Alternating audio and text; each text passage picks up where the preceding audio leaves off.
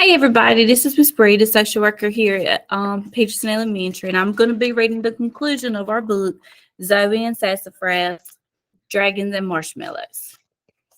Chapter 14, Bigger. Mom walked me out to the barn with her arm around me. I had hoped I could handle all this on my own. I wanted to impress my mom with a healthy dragon. Instead, she was going to see a sick dragon that I hadn't been able to heal. We walked into the barn and I stopped. I rubbed my eyes. Whoa. Marshmallow was walking around. He had bright eyes and he was at least twice as big as he'd been this morning. How did that happen? Dragons must grow really quickly. Sassafrass was about to walk into the pen but froze. I think he was also shocked to see how big our little guy had gotten. Marshmallow trotted over and nuzzled Sassafrass, who purred loudly. The two of them jumped around and played while I stared in awe. Mom squeezed me with a big hug. Zoey, I'm so proud. You kept trying even when things got hard. How about we leave these two to play and see if we could convince your dad to part with some more fish? Just like that, the day went from awful to wonderful. I did it. Even though I made some mistakes along the way, I helped Marshmallow. This is just a picture of Marshmallow and Sassafrass playing. Chapter 15, Learning to Fish. Sassafrass and I went out to the barn playing with Marshmallow. Only a few days had passed, but Marshmallow was about the size of a horse. Sassafrass liked to jump on his back between his wings. Then Marshmallow would run in circles around the pen until Sassafrass started to fall and jumped off. Marshmallow always stopped to sniff and make sure Sassafrass was all right.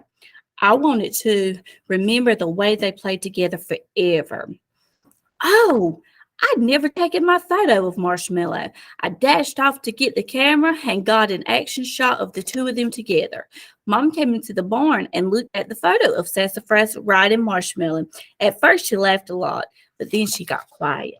So this is Sassafrass riding on Marshmallow's back. Marshmallow's getting awfully big, Zoey. I sucked in a deep breath. I knew what she was going to say next, and I didn't want to hear it. I know this part is hard, but a dragon isn't meant to live in a barn. He's meant to be free. I nodded and kept looking down. If I looked up at Marshmallow, I was sure I'd start crying. I guess he'd have more fun flying around and exploring the forest, I mumbled, and he might not even fit in the barn much longer. Saying goodbye was going to stink.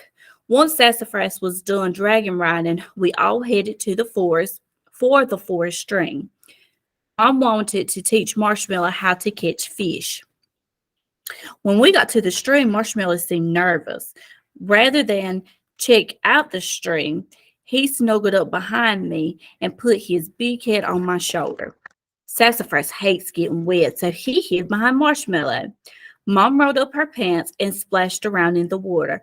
Marshmallow, the stream won't hurt you. It's really fun. See? After a few minutes, Marshmallow's curiosity got the best of him. He joined in the water. Next, she showed him that there were fish in the stream. Once he realized that, he really loved the stream. He spotted a fish in the water and tried to catch it, but he missed and ended up with a mouthful of stream water. Don't give up, Marshmallow. You can do it, Sassafrass and I cheered. Marshmallow kept trying and finally caught one. After that first taste of success, he got much faster at catching fish. He even brought a little fish to Sassafrass, who purred loudly in thanks. I was rolling up my pants to join the fun when Sassafrass started meowing like crazy. He stared at the bushes nearby.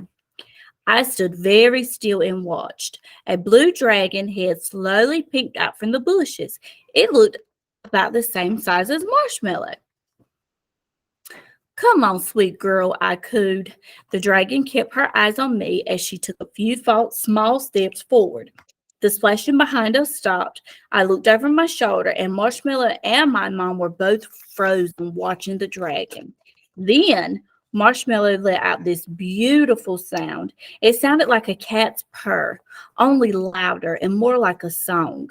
Maybe dragons purr when they're really happy? The new dragon's eyes lit up and she purred right back. She trotted into the stream and sniffed Marshmallow. They twisted their necks around each other in greeting and purred even more. Something about the way her blue tail moved was so familiar. Was she the friend who had brought baby Marshmallow to our barn and disappeared into the bushes? The blue dragon took a few steps towards the forest. She looked back and called out to Marshmallow. She wanted him to come with her. My heart dropped. I was going to have to say goodbye to my dragon. Marshmallow took a step to follow her, then stopped. He came bounding over to us and nuzzled my mom and Sassafrass. Then he rested his head on my shoulder. I wrapped my arms around his warm, strong neck. I blinked back tears. Goodbye, Marshmallow. Be a good dragon. I gave him a gentle nudge toward the new dragon. He looked at me one last time. Go ahead. It's okay. I waved him on. Before I could change my mind, they both leapt into the air. The forest filled with the beautiful noise of two happy dragons. The sound was so pretty that it was hard to be sad. My mom moved to the side and wrapped me in a hug. Look how healthy and happy he is. That's because of your help. I nodded and couldn't help but smile as I watched them spin and dive through the air until they were nothing more than specks in the sky. Chapter 16. Smoke? I cleaned out Marshmallow's pen while Sassafrass watched. It looked so empty without our little dragon bounding around. Even Sassafrass was mopey. We all really missed Marshmallow. I sniffed back another wave of tears.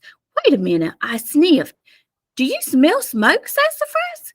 Where's it coming from? Sassafrass pawed at the barn door and meowed. Oh no, something was burning outside.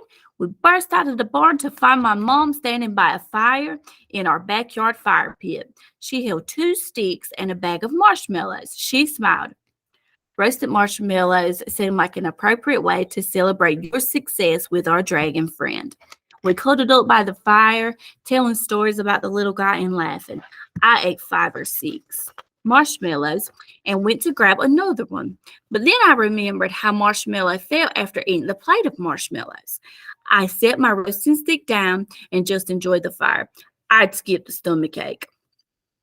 After we headed in for the night, I went to my bedroom. Sassafrass jumped on my desk and nosed at my science notebook. It fell open to the next blank page. I laughed and snuggled up to him. Oh, Sassafrass, I know how you feel. I can't wait to meet our next magical friend either. All right, guys. So that's the end of Zoey and Sassafrass and the Dragon and the Marshmallow. We really hope you guys enjoyed the book. And thank you for reading with us.